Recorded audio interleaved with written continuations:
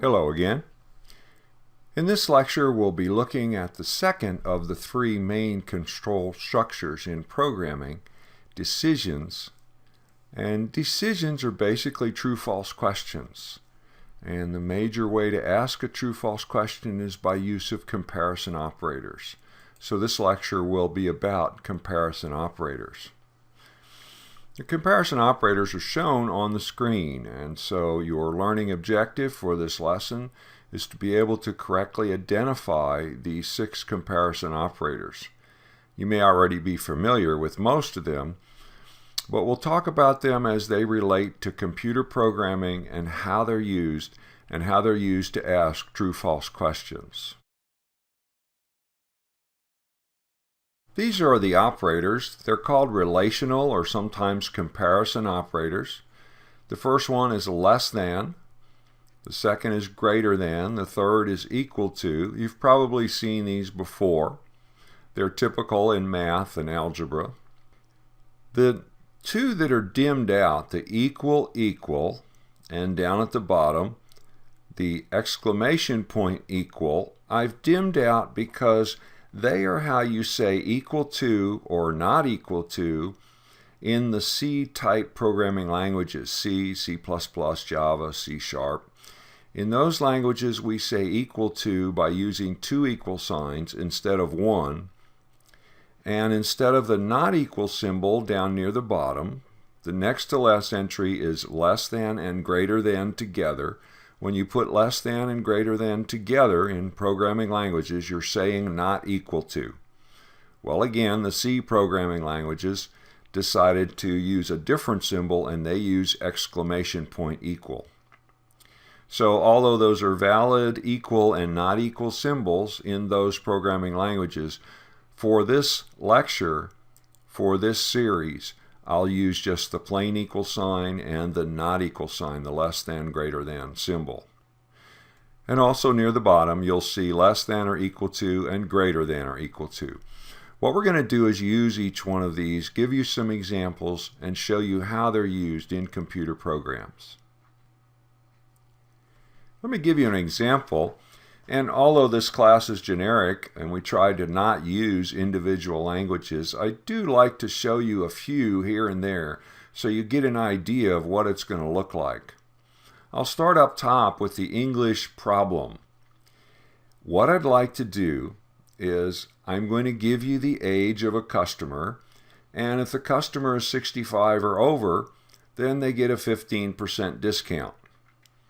So that's a simple task, and if I gave that to you in English, it would be pretty easy. You would say, okay, give me the age of the person, and if the age is 65 or over, then I'll discount their purchase by 15%. The way that would work in different languages, I've shown 2 here. The top example would be typical in a C-type language, C, C++, or Java. The bottom example is typical in the language called Visual Basic. Notice the similarities, and I'll point that out a few times throughout this course. They look very similar. If you look closely, you'll see that C and Java like to use semicolons, and that's the way that language works. A semicolon specifically ends a statement. In Visual Basic, going to the next line typically ends a statement, so they don't use the semicolon so much. And you'll also notice about the only other difference is the actual if age greater than 65 is slightly different. In the C or Java, the condition, the thing we're asking the question about, is inside parentheses. In the Visual Basic example, it's a little different. It says, if age greater than 65, then. So the word then is a key word in Visual Basic that says, we've asked a true-false question, now take the action if the answer is true. So they both do exactly the same thing. Now, notice the question or the problem said, let's give the senior a 15% discount. Well, it also implies that if they're not a senior, they don't get any discount. So that somehow has to be indicated in the computer program. It's possible that the discount rate could be set to 0 somewhere else in the program or farther up the page. In this case, we're going to presume that we don't know what the discount is, and notice that the first line in the upper example says discount equals 0. So what that says is, in a minute, we're going to compute the discount that this person gets. If they're not over 65, or basically at this point we're saying that everybody gets no discount. So later when we multiply the purchase price times the discount, if the discount is 0, then they get no discount, because anything times 0 is 0, so there won't be a discount. So that's the normal case. Now we're going to ask a question and see if this is an exception. So here's the question in the next line. If age greater than 65. So what's going on here? The computer looks into the memory location called age, and presumably you've stored the age of this person in that location, and then it makes a comparison, and it asks the true-false question. The true-false question is age greater than 65? If it is, the way the if statement works is if what's in the parentheses is true, if the condition is true, then take the action on the next line. That's how it works in C. So we ask the question, is age greater than 65? If age is 66 or 68 or any number greater than 65, then what happens is the condition is true. That means we're going to execute or do the next statement. And the next statement here is discount equals 0.15. The equal sign in this example is not a comparison operator. You'll notice as we go along that sometimes the equal means assignment.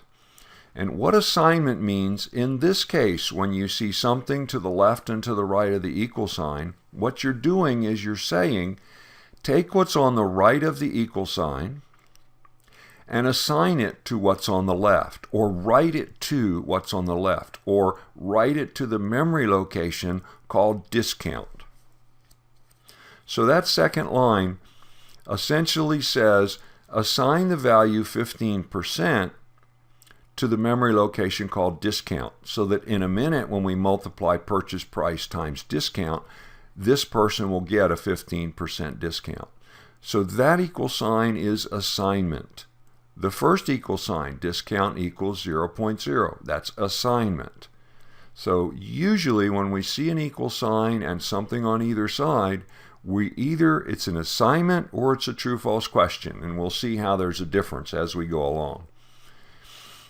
In this case, in the case of C, the equal sign is not inside the parentheses, so it becomes an assignment. If it's inside parentheses and there's an if statement in front of it, like this example, if age greater than 65, what this is saying is if I'm about to ask a true-false question.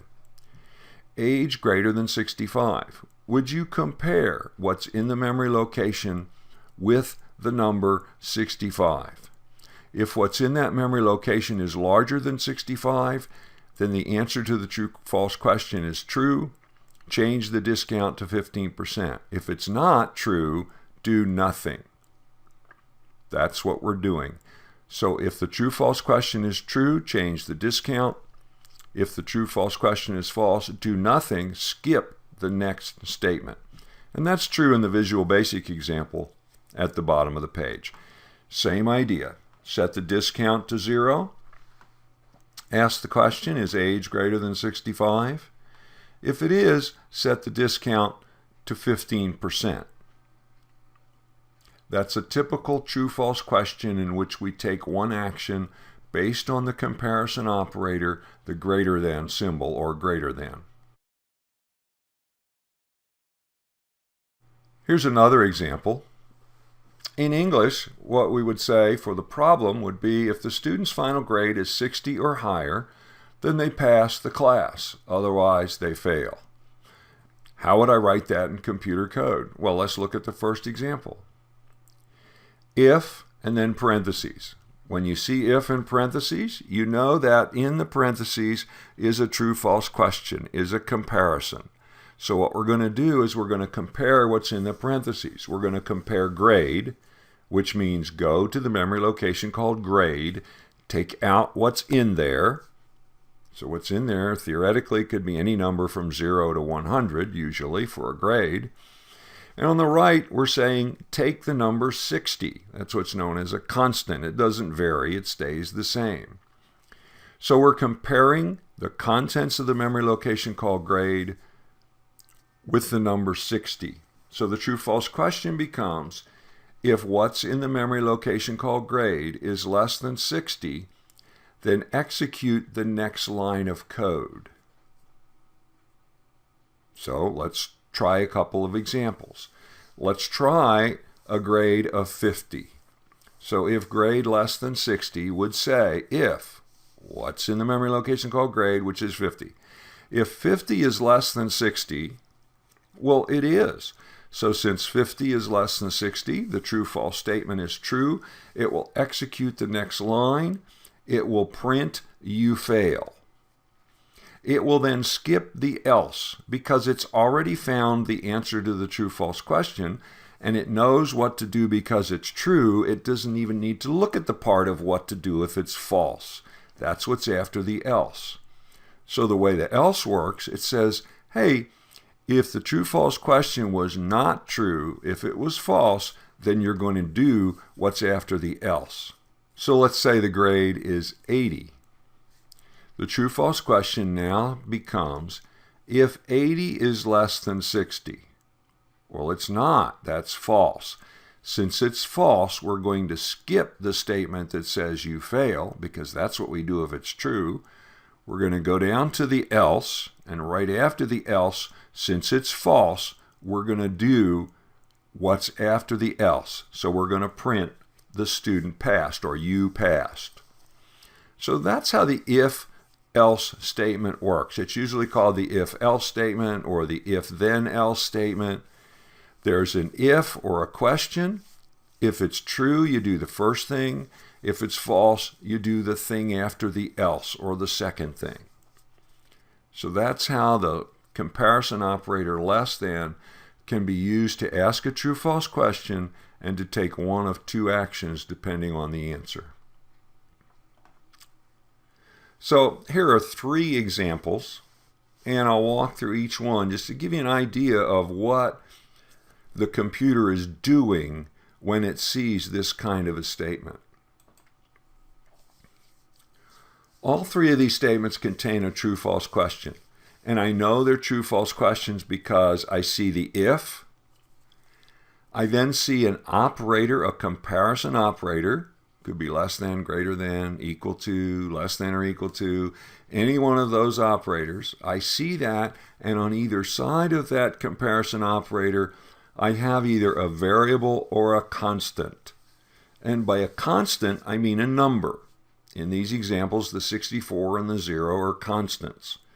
When I say a variable, and the variables on this page are age, my score, your score, and number, variable means there is a memory location with this name, and inside this memory location is a number.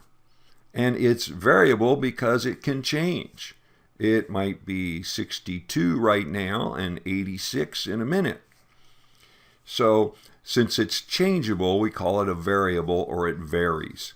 So what I'm looking for is a comparison operator with a constant or a variable on either side.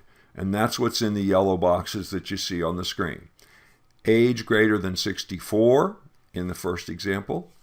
My score greater than your score in the second example.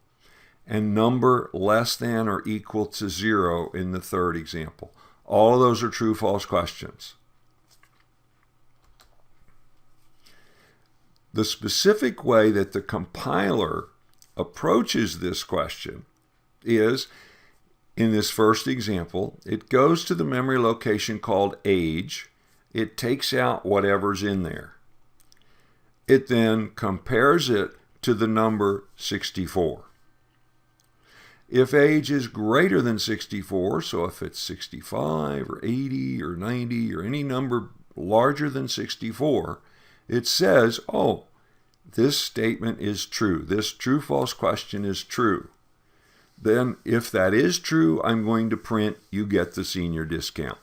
If it's not true, I'm going to skip the print, you get the senior discount, and go on to the next part of the code. So it's only executed when the true-false statement is true. Same thing here. The computer goes to the memory location called My Score and pulls it out. It then goes to the memory location called Your Score and pulls it out. It then compares the two. And what it's trying to do is say, is my score less than your score? Well, if we're playing a game and my score is less than your score, the computer might print, you win. So the true-false question is my score less than your score? If it's true, I'm going to print, you win. And by the way, I could also have an else on here somewhere that might say, print, I win. If that's not true, well, then we haven't handled what do we do if my score is equal to your score. We haven't handled a tie situation. Notice there's three possibilities. My score could be less than, my score could be greater than, or my score could be equal to. We'll cover those three possibility true-false questions soon. And of course, the last one takes whatever number you are using or whatever number is in the memory location called number, and it compares it to 0, and it asks the question, is number less than or equal to 0? Well, if that's true, if the number's less than 0, we know it's a negative number. By the way, it looks like a mistake in this particular question because I don't call 0 a negative number. Notice that this statement would call 0 a negative number. If there was a 0 in number, this would then evaluate as, is 0 less than or equal to 0? Well, sure, 0 is equal to 0. So if 0 is equal to 0, or what's in number is 0, then this statement will print number is negative. I'd call that a mistake. I'd say that 0 is not a negative number, so this is improperly written. There's a syntax error here. We haven't said it correctly. What this should say is, if number less than 0, then print the number is negative. So note here, you have to be careful on how you frame your true-false questions. If 0 is not considered a negative number, then this is not a good question.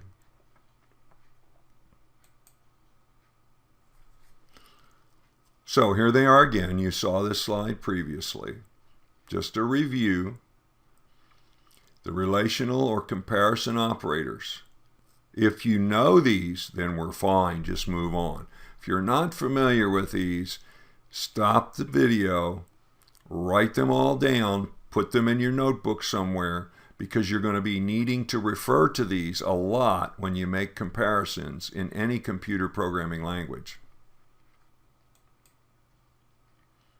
So I thought I'd give you a little quiz here. The next page has a little quiz. I'm using comparison operators, and I've come up with some operators that are either true or false.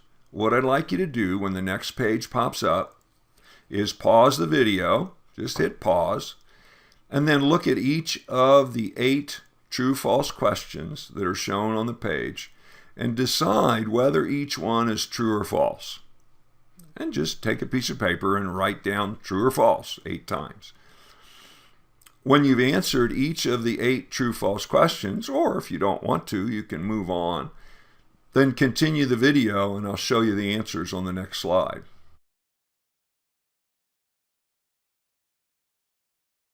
So pause your video and answer each of these true-false questions.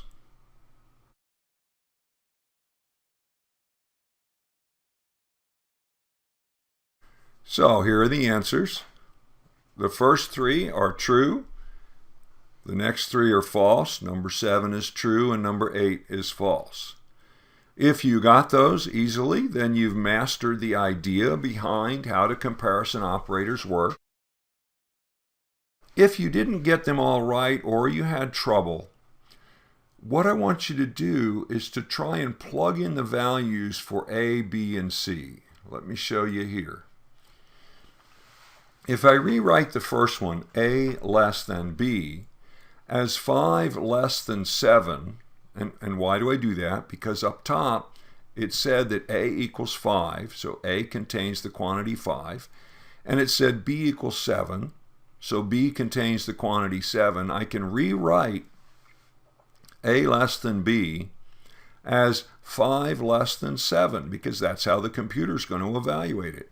The computer will go grab what's in A, the 5, go grab what's in B, the 7, and then do the comparison and ask itself, is 5 less than 7? So when you see 5 less than 7, it's a lot easier to see that as a true statement than if you see A less than B. So what I've done in all the examples is over on the right, I've replaced A, B, and C with the numbers as they are up in the first line up top. And then you can look at each one and see whether they're true or false. One thing I do want to point out, look at the fourth entry. 5 not equal to 5. That's false because 5 is equal to 5.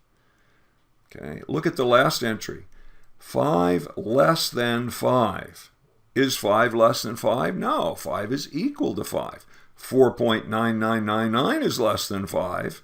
But 5 is not less than 5, so that one's going to be false. So by now you should have the idea of how to replace the variables, A and B and C, or whatever they're called, with their value, what's inside that memory location, and to make the comparison and come up with the answer of either true or false.